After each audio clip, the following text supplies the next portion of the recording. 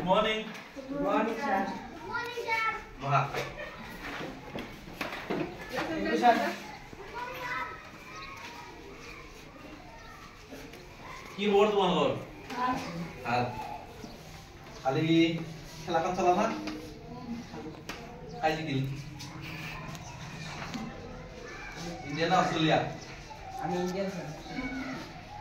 India জিকিল। এটা final খেলা হব ইন্ডিয়াই। যোৱা ক্লাছত তোমাক কি শিকাইছিলো? যোৱা ক্লাছত ত্ৰিভুজ নহয় ৰেখা। ৰেখা বিষয় ৰেখা আৰু বিন্দুৰ বিষয়। ঠিক নহয় ৰেখাখণ্ডৰ বিষয়ে কি শিকাইছিলো তোমাক? আচ্ছা ৰেখা কাক বোলে? মই তো যোৱা ক্লাছত কৈছিলো তোমালোকক ৰেখা কাক বোলে? অসংখ্য বিন্দুৰ সমষ্টিকে কি কয়? ৰেখা বোলে। এই আজি 2 তাৰিখটো ভুল হৈ আছে তোমালোকৰ। আজি 5 তাৰিখ।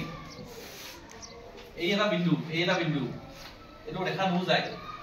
এই অসংখ্য হব লাগিব। এই ৰেখাডাল এইডাল আস ইয়াত কি আছে? অসংখ্য বিন্দু আছে। অসংখ্য বিন্দু লগ লাগি এডাল আস হৈছে। ইয়াত কি কয়? ৰেখা বোলে। ৰেখা হ'ব লাগিলে আৰু এই যে ৰেখা যি আছে ৰেখা যেটো কি আছে অন্তবিন্দু আছে সেইটো কি বুলি কয়? ৰশ্মি বুলি কয়। বঢ়িয়া। অন্তবিন্দু মানে কি? ইয়াৰ পৰা আৰম্ভ হৈছে কিন্তু ইয়াত শেষ হোৱা নাই। অন্তবিন্দু গৈ আছে ইয়াক কি কয়? ৰশ্মি বুলি কয়। আৰু ৰেখাখণ্ড কাক বোলে?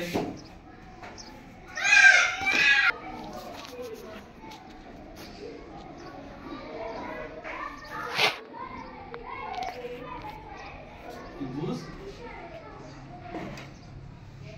আৰু